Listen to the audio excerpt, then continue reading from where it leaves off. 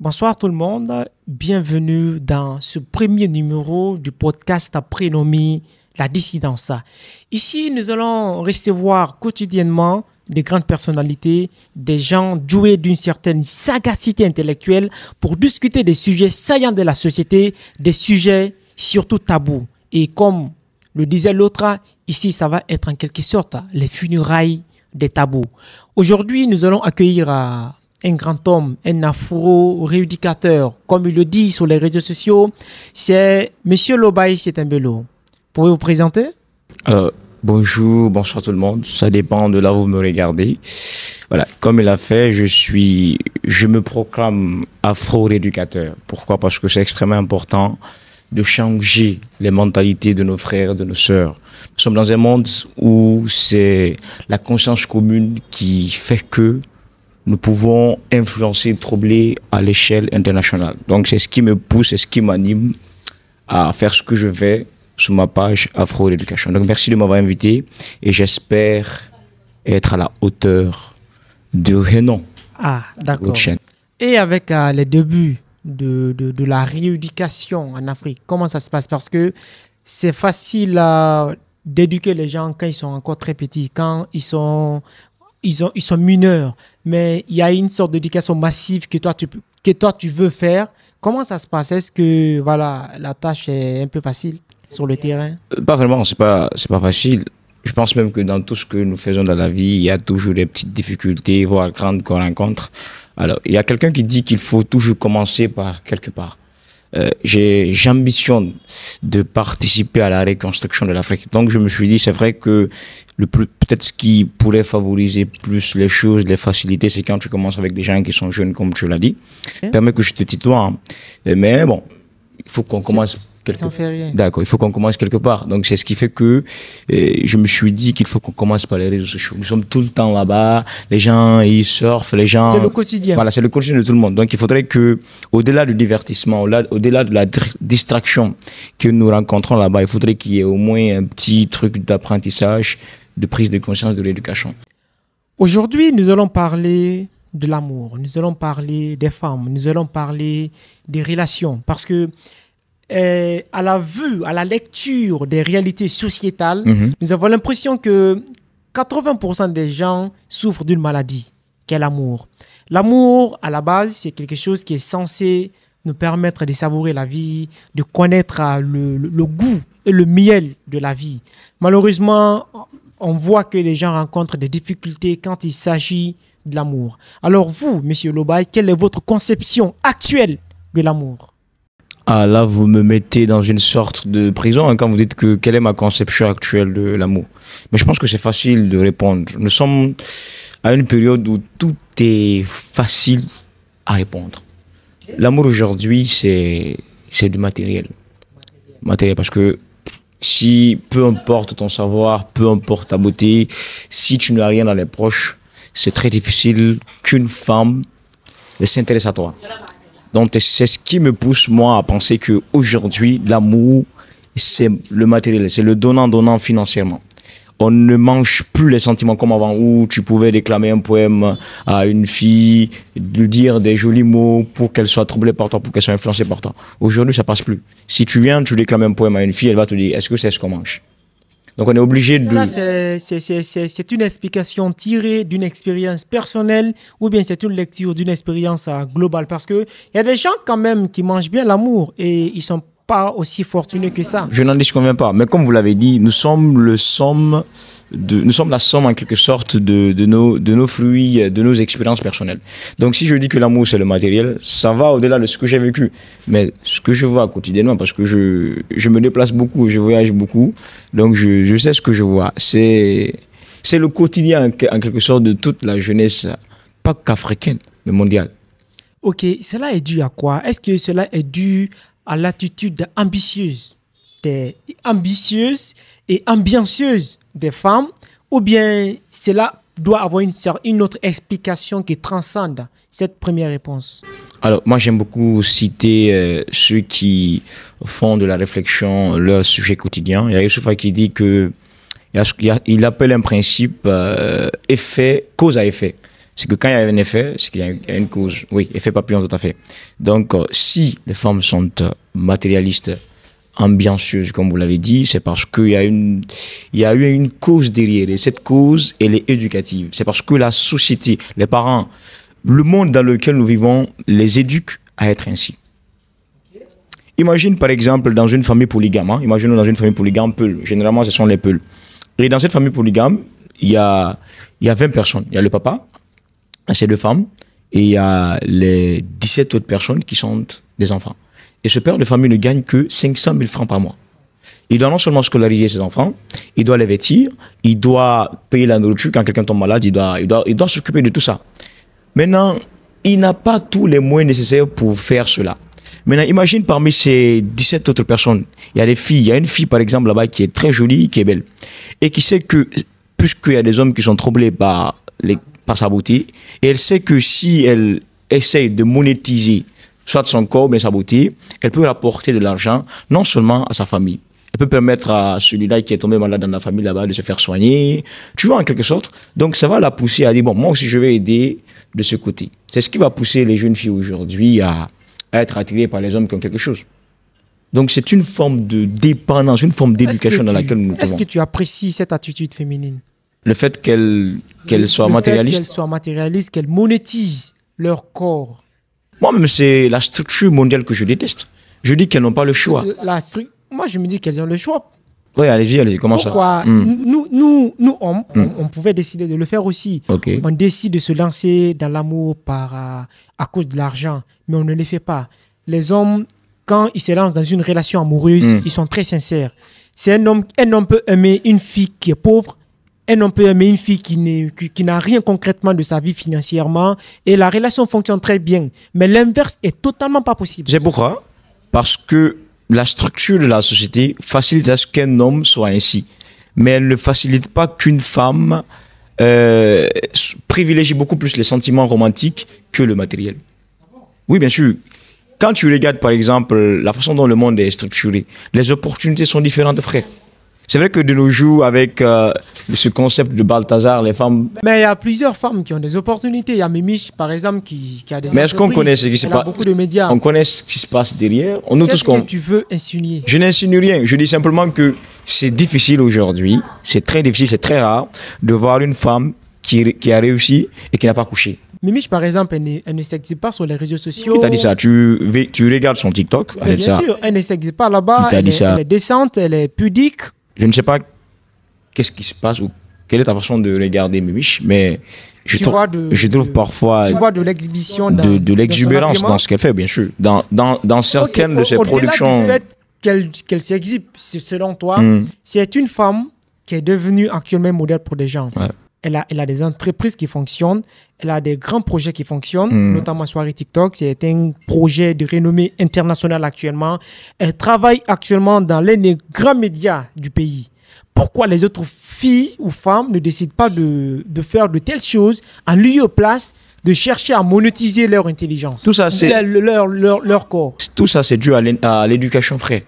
Mimiche a reçu une éducation qui participe à ce qu'elle soit ce qu'elle est devenue aujourd'hui. Elle a reçu une bonne éducation, elle est allée à l'école, dans de bonnes écoles, elle a eu un bon entourage.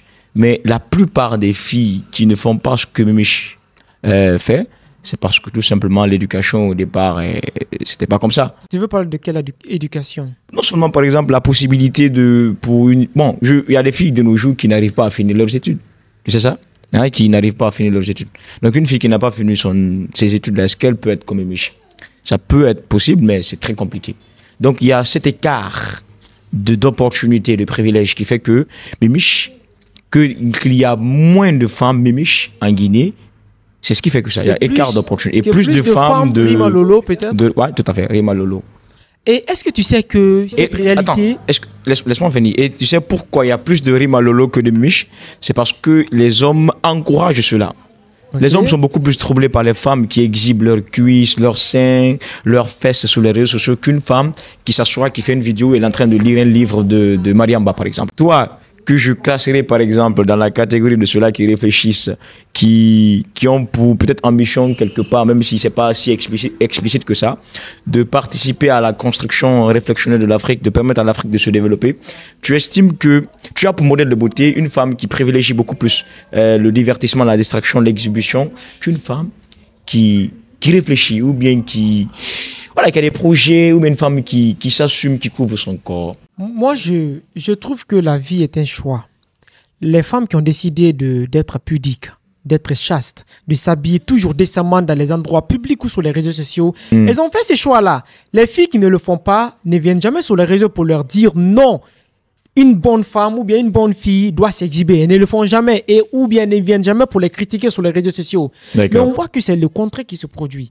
Les femmes qui ont décidé de s'exhiber, il va par exemple sur une page de Rima Lolo, tu vas voir les âneries, tu vas voir les différents sabotages que les gens sont en train de relayer dans les commentaires. C'est une explication vraiment délicate. Mais moi, je trouve que chaque personne doit assumer son choix. Moi, peut-être, j'ai décidé d'aimer ce genre de femmes. Toi, tu peux décider de ne pas les aimer. D'accord. Je pense peut-être que je vais passer pour un communiste après avoir dit ces mots qui vont suivre. Mais à un moment donné, il faut qu'on privilégie beaucoup plus le confort commun. Le confort commun. Nous sommes dans un monde où c'est quand il y a, comment je vais dire ça, syncrétisme des efforts de chaque communauté que la communauté qui compose, la communauté qui regroupe ces différentes communautés peut se développer. Si les Chinois sont en avance aujourd'hui, c'est parce qu'il y a eu ce syncrétisme-là. Mais tu ne veux pas en Chine. Tu peux me laisser finir. Nous sommes en Afrique où on est divisé. On est divisé réflexionnellement, on est divisé comportementalement, on est divisé même dans notre façon de penser. Et nous sommes extrêmement en retard. Tu es d'accord avec moi? On est extrêmement en retard. Sur quel plan? Économiquement, politiquement, à l'université, on est en retard, frère. Moi, je ne suis pas d'accord. Nous sommes dans un... Tu t'imagines, on est dans un continent où il y a des gens qui meurent de faim. Ouais, moi, je trouve que ça s'explique. Oui, ça s'explique. De façon très logique. Mais ce n'est pas normal. Parce que moi, j'ai l'impression que le développement auquel tu fais allusion, c'est un développement qui est purement occidental. Pas occidental. Je suis pour le développement. Si ce développement doit être inspiré par un autre modèle de développement, mais si ça nous aide à avancer, c'est bon. Mais laisse-moi finir, s'il te plaît. Donc, je pense que nous devons, à un moment donné, avoir un seul critère en quelque sorte de suivisme qui va permettre à ce que... Un commun pour tous les hommes. Pour tous les hommes qui vivent sur le continent africain. C'est-à-dire qu'on privilégie beaucoup plus la réflexion que le divertissement. Qu'on privilégie beaucoup plus peut-être la politique que peut-être le football. Parce que nous devons d'abord rejoindre les autres communautés, les autres pays. Le concert des nations. Voilà, le concert des nations. On doit les rejoindre avant maintenant de commencer à dire que chacun est libre d'avoir ses goûts sexuels, ses goûts romantiques. Oui, mais pour le moment, la distraction est un fléau. Je ne dis pas que c'est un fléau. Je dis que la distraction aujourd'hui participe à sous-développer le continent africain. Merci. Des projets comme TikTok, par exemple, c'est un projet qui... Soirée TikTok. Soirée TikTok, par exemple, de Mich. C'est un projet peut-être qui fait rentrer des fonds, mais à long terme, c'est un projet qui va détruire notre société. Parce que les gens vont estimer qu'il faut se lancer dans le divertissement pour réussir. Pourtant, une société, pour qu'elle réussisse, il faut qu'elle privilégie la réflexion et non la distraction. Donc pour toi, l'État doit bannir ou bien interdire la soirée TikTok en Guinée? Pas bannir ni interdire, mais réaménager. Il faut qu'on privilégie d'autres projets de grandeur réflexionnelle qu'un projet de grandeur divertissement. Est-ce que tu as une fois organisé un événement éducatif et bien sûr, je vais même pas on m'a pas refusé. J'estime juste que les événements qui sont éducatifs en Guinée ont moins d'impact que ceux qui sont à l'échelle. Peut-être que c'est la façon d'organiser. C'est pas une question d'organiser, c'est une question de mentalité. Et tu sors ici, tu prends 10 hommes, 7 sur 10 préfèrent une soirée de mimiche qu'une soirée de caramo, par exemple. Tu t'imagines? Une société, une jeunesse qui préfère aller au concert de Saifon que d'aller, par exemple, regarder un concert de caramo. Ou plutôt la dédicace d'un livre. Livre, par exemple. Comment est-ce qu'une société pareille peut se développer? C'est extrêmement compliqué. C'est même pas extrêmement compliqué. C'est impossible. C'est impossible. C'est pourquoi moi j'aime beaucoup plus citer un auteur que j'apprécie, que j'ai découvert tout récemment. C'est pas un auteur, mais c'est un orateur, Taboula Mbeko. Il dit que l'Afrique doit, pas que l'Afrique, la communauté noire doit mettre la réflexion, les actions positives. Et quand on dit actions positives, on parle de l'éducation, de la réflexion, de l'esprit critique, devant tout ce qui est divertissement, distraction, sexe. Effectivement, peut-être que ça peut venir après. Mais pour Ça le doit moment, venir maintenant. non, je parle plutôt de ce qu'on doit prioriser, des projets d'autres éducatifs, et allant de l'esprit critique à tout, on doit les prioriser. Maintenant. Peut-être que la distraction viendra après. Alors, parlant, on va revenir un peu sur le matérialisme féminin. Ok. Est-ce que tu ne penses pas que cette attitude des femmes a rendu certains hommes misogynes? Bien sûr, parce que moi, perso, il m'arrive parfois de vouloir vivre comme Jésus. Sans femme. Sans femme, ni enfant. Sans femme, sans rapport sexuel. Sans rapport sexuel. Je meurs puceau. Tu peux vivre comme Jésus?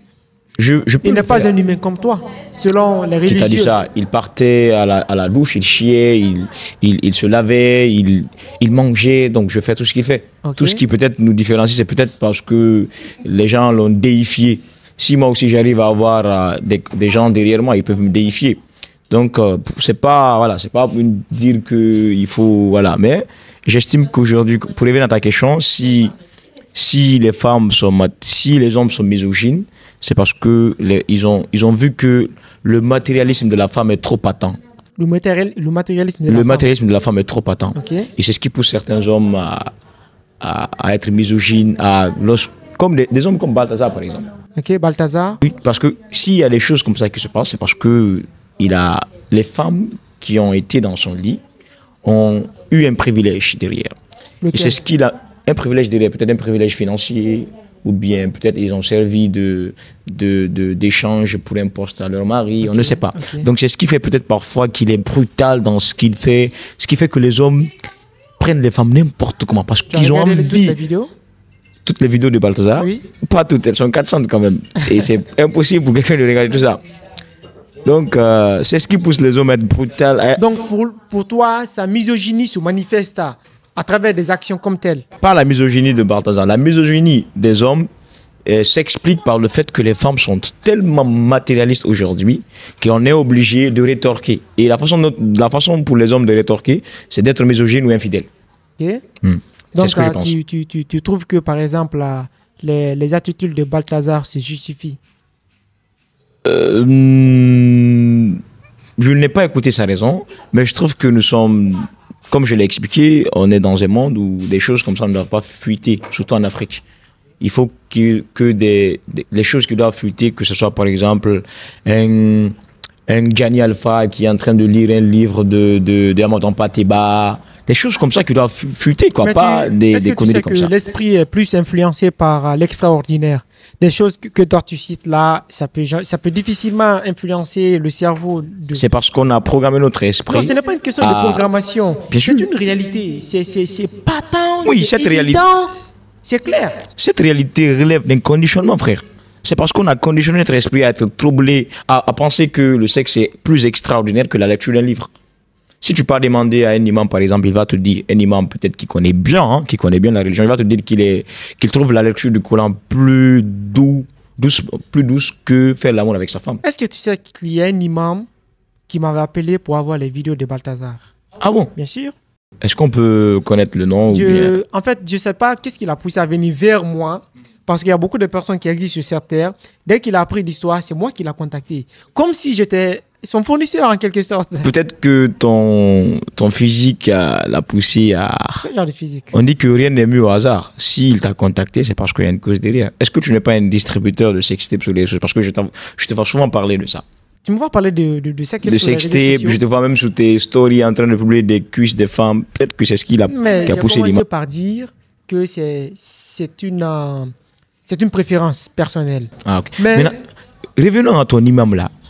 Qu'est-ce qui peut pousser un homme de Dieu à demander des conneries comme ça à quelqu'un? Peut-être qu'il n'est pas homme de Dieu comme on le pense.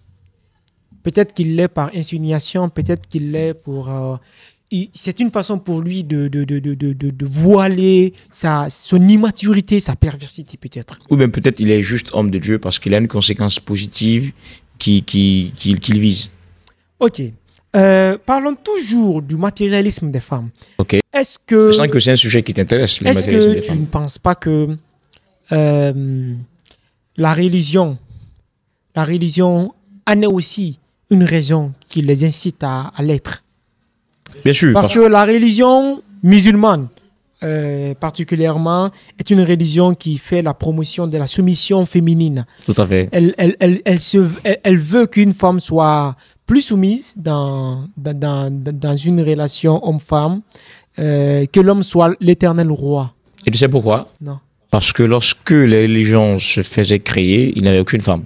Il n'y avait aucune femme. Il n'y avait aucune femme. Ça, c'est Ngugi wa Thiong'o qui l'enseigne, un auteur béninois. Donc, ça fait que les différents propos religieux sont souvent en défaveur des femmes.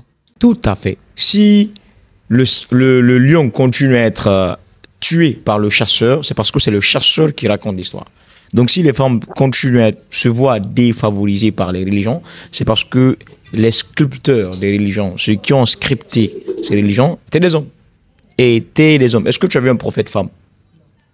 Pas de prophète femme, pas d'imam femme. Tu ne le verras pas. La femme est toujours derrière. Que ce soit dans l'église, que ce soit dans les mosquées. Moi, parfois, ça me fait pitié. C'est pitoyable. Et qu'est-ce qui fait pitié? C'est le fait que ces femmes ne soient pas conscientes de cela, ou qu'elles soient conscientes et qu'elles ne répliquent pas. Elles acceptent. Laisse-moi t'expliquer quelque chose. Et elles chose. aucun problème en général. Tu sais pourquoi? Parce qu'elles se trouvent dans un confort. Elle ne veut pas sortir de ce confort-là. Si ces femmes acceptent que cela soit ainsi, c'est parce qu'elles se trouvent dans un confort. Et ce confort les permet de ne pas vivre le changement. Parfois, le changement aussi, il est bizarre. Donc, ça s'explique comme ça, frère.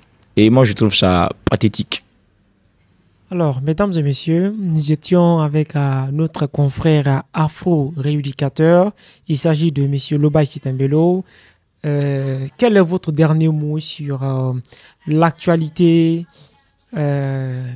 éducative en Afrique? Est-ce que tu penses que l'éducation est sur la bonne marche? Pas du tout. L'éducation africaine, bon, je ne connais pas tous les systèmes éducatifs en Afrique ici, mais l'éducation guinéenne, puisque je suis guinéen, est pourrie. C'est complètement pourri, naze. Que ce soit à l'école, que ce soit dans les universités, surtout dans les universités.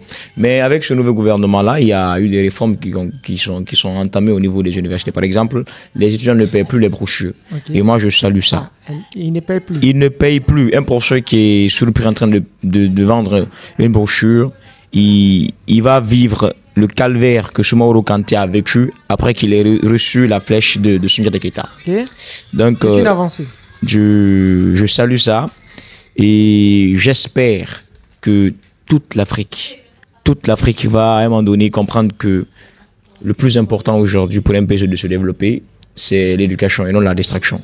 Tu prends par exemple la Corée, les professeurs sont les fonctionnaires les mieux payés du pays.